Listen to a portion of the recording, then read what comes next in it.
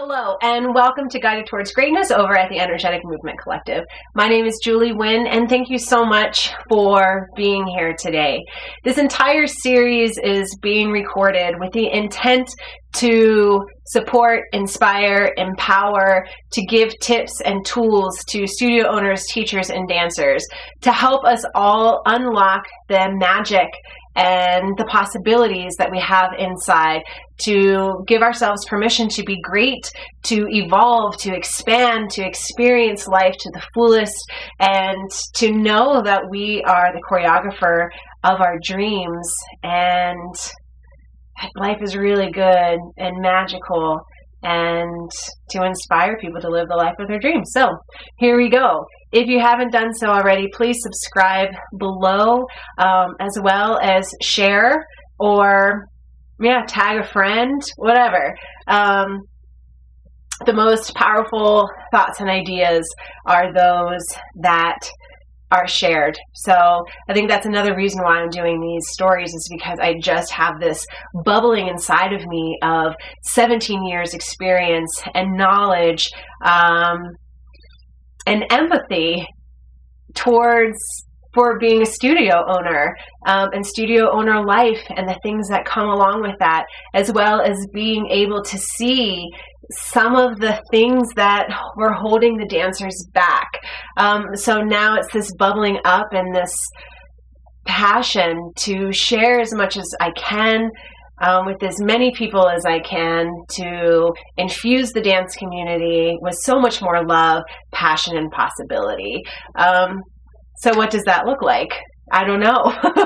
But thank you for being on this journey with me and for tapping in and tuning in. So anyway, let's get started. I want to talk about this really interesting idea that I had when I was transitioning out of being a studio owner, and then I took a year off and I traveled the world, and I had the opportunity to teach in other countries and to feel what it felt like, or feels like, I should say, to teach solely using dance as the language. So anyway, so I spent a year traveling the world, teaching, and really had the opportunity to allow certain belief systems that I started to question, these things I was living by, and if that was true or not. So I did a little bit of soul searching myself, and what thought I had, I'm not saying that there's any kind of proof to it besides my own personal experience. So maybe listen and see if any of it resonates with you. But the thought was, so we're dancers. We love dance so much. We share what we love. We're so passionate about the power of dance, we decided to open up a dance studio. We know how to be in the classroom. We know how to love. We know how to inspire. We know how to create. We know how to do great combinations. We know how to do all of that. But we don't really know how to run the business, which is cool. You can learn that. So we go to seminars, blah, blah, blah, learn how to run the business. And then we start wanting to expand upon what we're doing, maybe build our reputation, build our self-confidence, build the confidence of those in the community, create more support, all of these things. And so what we start doing is looking at people who we view as successful and start adapting how they do business, how they run their companies, how many hours a week do they train, what their training schedule looks like, do they rehearse on Friday, Saturday, do they rehearse just on Sunday, all of these things. And then we start saying, well, if it works for them, that's obviously what it takes to be successful. So we're going to do that too. So then you start building your program, you start adding more things to the program based off of what other people have created as their version of success. So then that caused me to think about, that's amazing and one way to build your business, perfect. But what we're not thinking about is why somebody implemented those things in the first place. Did they look at somebody else? Or were they operating, or are we operating on this notion or this belief system that we picked up along the way that in order to be successful, you have to sacrifice things. And all great success comes with great sacrifice. So I began to question if that's a true statement. I could definitely see in my own life where it was easier for me to work harder and to kill myself with 7 days a week for months. Like really, nobody believed me that I was working 7 days a week forever. It just didn't seem humanly possible to other people who worked, 5 days a week and had the weekends off. And I was working as much as I could. And part of it is because it was easier to go and win at a competition and have somebody say, congratulations. And to my standpoint or my stance be, thank you, we worked hard for it. Or, of course, we are going to win because nobody works as hard as we do. So that is what we did. We needed to be the hardest working ones in the competition scene so we can get the end result. And then I started to question if that's needed. Can you have more intentional and harmonious training and still be successful? Do you need to sacrifice everything to be successful? And when you are sacrificing, what parts of your life and self are you sacrificing?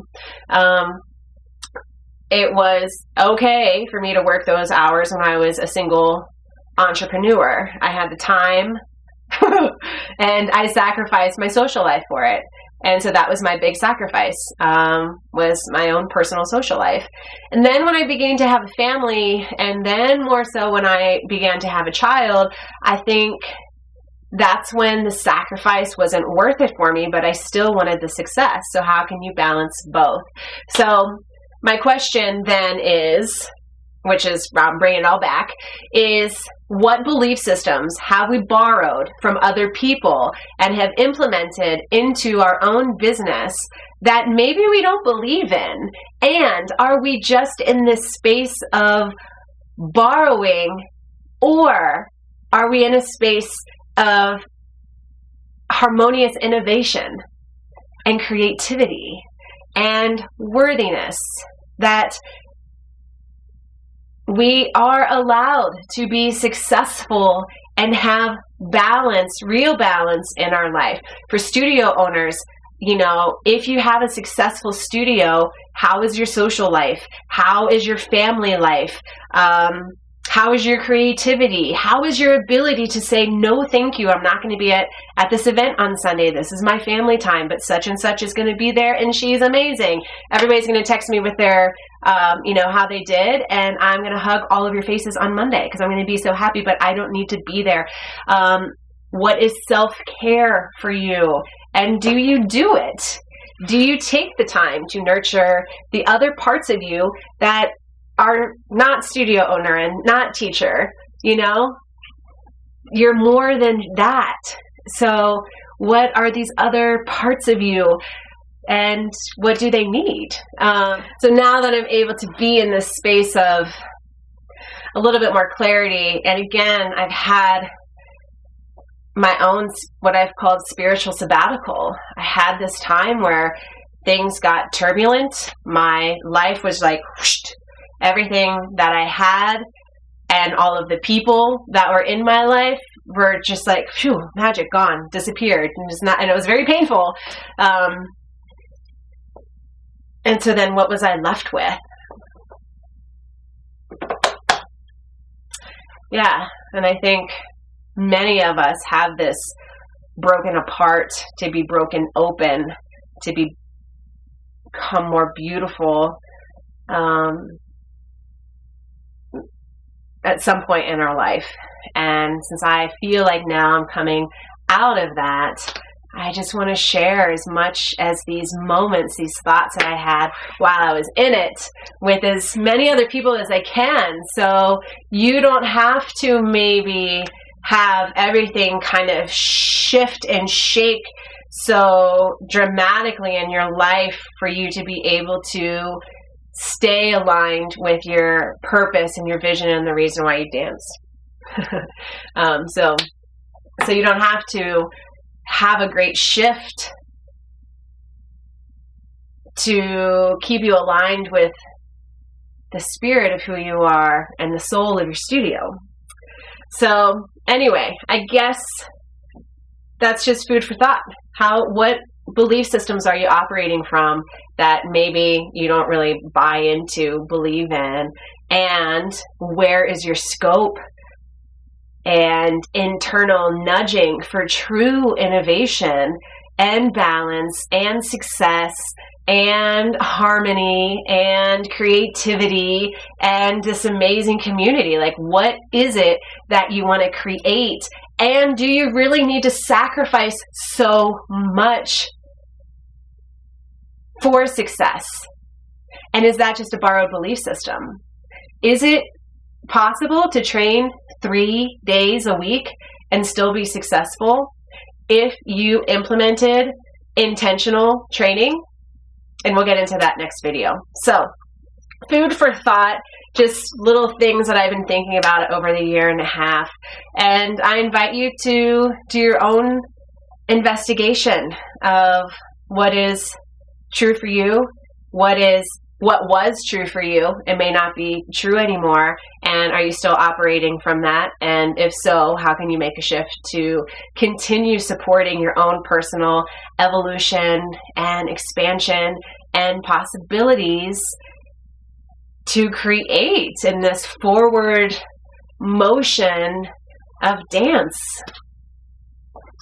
All right. There you go. There's thoughts from Julie's brain. Thank you so much for stopping by. Please, this is a good one for comments and questions or anything else that's sparking in your mind. Please, only positive comments to inspire.